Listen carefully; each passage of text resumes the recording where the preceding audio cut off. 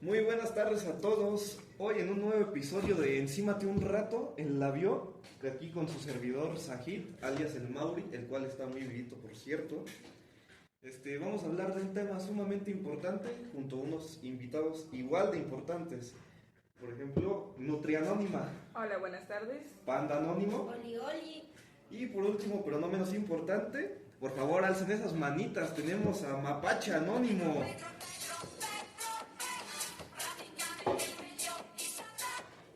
Hola, ¿qué tal? Muy buenas tardes, un gusto estar aquí con ustedes. El placer es mío. Bueno, el tema del cual vamos a hablar el día de hoy es muy importante, el cual es de las famosillas enzimas, el cual es de suma importancia que lo comprendan, porque si no, reprueban. Pero suponiendo que llegamos a ese trágico caso, les recuerdo que estamos en semana de evaluación docente, así que pues ahí les dejo el dato. Pero bueno, para comenzar, ¿alguno de ustedes me podría decir qué son las enzimas?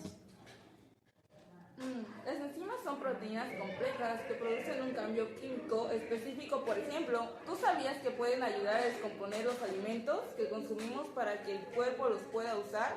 Así entendemos que las enzimas son necesarias para todas las funciones corporales.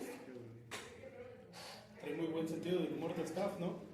La verdad, un público muy fácil, diría yo. ¿Algo que podrías complementar a la información de tu compañero? Pues podría complementar que algunas son sustancias que reguladoras en el cuerpo de los seres vivos. Así es, ayuda a descomponer los azúcares de los alimentos, como por ejemplo los almidones, y también mantienen los nervios y el corazón muy saludables. Ah, ok, eso es bastante interesante. Espero que los que estén escuchando esto estén anotando, ¿eh? Pero bueno, díganme, ¿qué función tienen estas dichas enzimas? ¿Qué es lo que las vuelve tan importantes? Las enzimas disminuyen la energía de activación de una reacción, es decir, la cantidad de energía necesaria para que ocurra una reacción. Y se preguntarán, ¿y cómo lo logran? Pues lo logran al unirse a un sustrato y sostenerlo de tal manera que permiten que la reacción ocurra más eficientemente. Todo bien. Y como otro dato importante podemos tener las enzimas más importantes del sistema digestivo. ¿De qué se encargan o por qué lo son? Pues ayudan a descomponer y absorber algunos nutrientes de los carbohidratos, como las proteínas, las grasas y las... igual, su funcionamiento de las enzimas no es muy repercutido o muy cansado. Tenemos que su principal función es acelerar la velocidad de una reacción química específica en la célula. Y bueno, un dato igual muy chusco del trabajo de las enzimas es la coagulación de la sangre. Ok, ¿y cómo se llegan a clasificar las enzimas? Bueno, para este dato tenemos que se clasifican en 6 y las terminaciones son asas. Vamos a tener la oxidorreductasa, que técnicamente se encarga de catalizar las reacciones de oxidorreducción, o sea, transferencia de electrones o de átomos. Las transferasas nos van a ayudar a catalizar las transferencias de un grupo químico específico diferente del hidrógeno y de un sustrato a otro. Como ejemplo tenemos la glucoquinasa.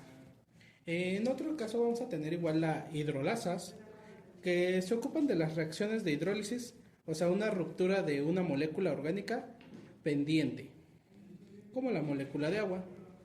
Tenemos igual por ejemplo, la lactasa.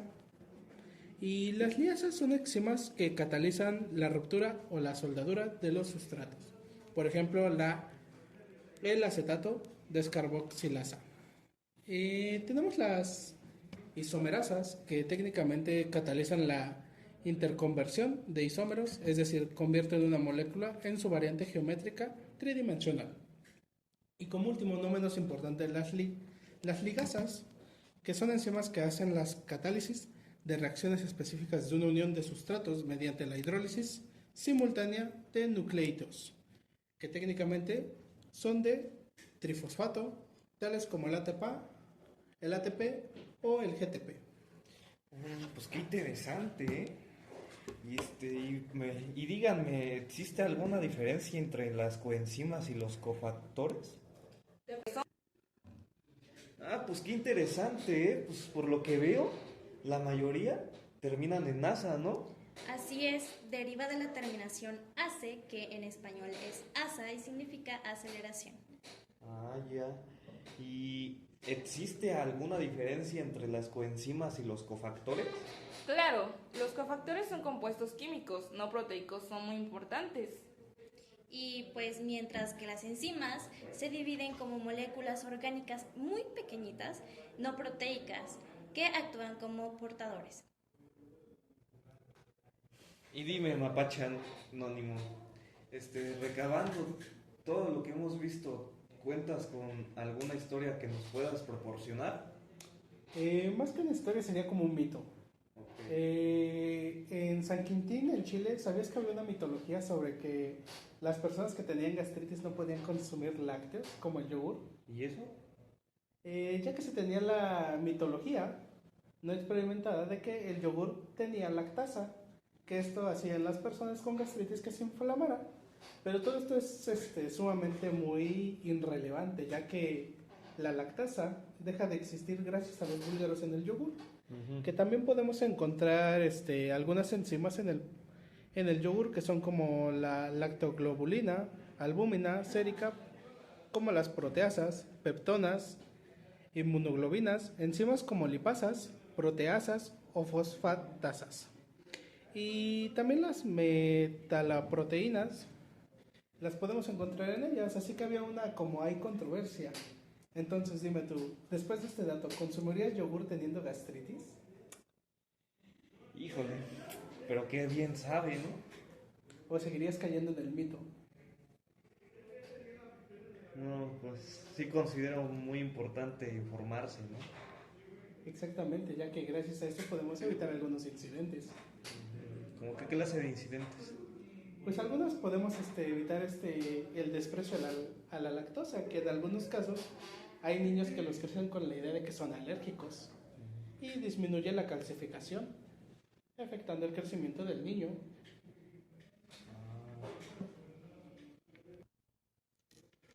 Oh, Pues vamos a tener que un zimógeno o proenzima es un precursor enzimático inactivo, es decir, que no cataliza ninguna reacción como hacen las enzimas para activarse. Este va a necesitar de un cambio bioquímico en su estructura que le lleve a conformar un centro activo donde pueda llevar a cabo la catálisis. Un ejemplo son los ácidos pancreáticos, que producen las enzimas digestivas en forma de precursor. Estos viajan y cuando llegan al tubo digestivo son activados. y dime, Nutri Anónima, ¿tienes algo que aportar a esa información? Más que nada es una historia. Cuando yo era niña yo usaba gafas. Desesperadamente les pedí a mis padres que me compraran lentes de contacto. Cuando finalmente me permitieron tener lentes de contacto, parte del trato fue que debía cuidarlos, muy pero muy bien, lo que significaba lavarlos con solución limpiadora todos los días. Almacenarlos en una solución estéril y una vez por semana agregar unas cuantas gotas de algo llamado limpiador enzimático. No sabía exactamente qué significaba limpiador enzimático, pero aprendí que se olvidaba haberlo agregado y accidentalmente te colocabas los lentes sin lavarlos, te iban a arder los ojos unos buenos 15 minutos. Después aprendería que lo que significaba enzimático era que la solución limpiadora contenía una o más enzimas, proteínas que catalizan reacciones químicas particulares. En este caso, reacciones que degradaban la película de moco ocular que se acumulaba en los lentes de contacto. Después de una semana de uso, posiblemente la razón por la que me picaba los ojos cuando estaba era que las enzimas también degradaban felizmente el moco ocular en un ojo intacto. Pues fíjate qué anécdota tan interesante. Pero bueno, continuemos con las diferencias de los inhibidores competitivos y los no competitivos.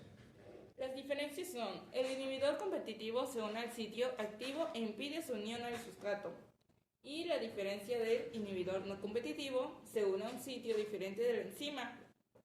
No bloquea la unión del sustrato, pero produce otros cambios en la enzima, de forma que ya no se puede catalizar la reacción eficientemente. Y como un dato también podemos incentivar que sabías que las coenzimas son las únicas que tienen una ecuación especialmente para ellas. Todo esto gracias al alemán Michels y gracias a la científica Menten. Que esto se divide en la velocidad de reacción de muchas reacciones enzimáticas. ¿Y me podrían mencionar sobre las alteraciones en la actividad enzimática, o sea, el pH y la temperatura? Claro, bueno, es muy curioso porque cuando la temperatura aumenta, generalmente se acelera la reacción y cuando baja la temperatura se vuelve más lenta. Bueno, con respecto al pH, cada enzima tiene un rango óptimo de pH y cambia fuera de este rango. O sea, esto quiere decir que se vuelve más lenta la actividad de la enzima si se alteran. Por ejemplo, los valores del pH extremos pueden causar la desnaturalización de las enzimas.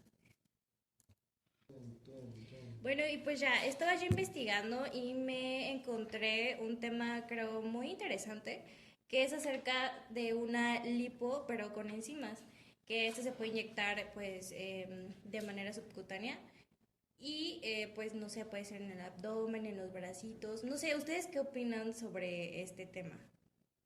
Wow. Pues suena muy interesante, la verdad. ¿Creen que sí funcione realmente? Pues debería haber una indagación, ¿no?, en el tema más profundo. Yo digo que con ayuda de ejercicios y una buena alimentación también estaría como que podría funcionar. ¿Tú qué dices? Yo creo que se necesita más información acerca del tema, pero como dices, con una buena alimentación creo que se podría. Y los que están escuchando, ¿qué opinan? Bueno, para finalizar, pues vamos a leer algunas preguntas que hicieron por parte del público. Número 1. ¿Cuál es la enzima más lenta que existe o hay? La enzima más lenta es la lisozima. Ok. ¿Quién dio el término de enzima? ¿Quién lo generó? Heidelberg. Ok. ¿Cuál es la enzima del estómago? Pepsima. Y por último, ¿cuántos días viven las enzimas? Viven 120 días. Ah, ok. Pues eso sería todo. Muchísimas gracias por su cooperación de venir aquí a mi pequeño podcast. Y ya. Y pues bueno, pues mis incógnitos, despídanse, no sean maleducados. Nos Hasta vemos en un nuevo luego. episodio. Chao. Ojalá no.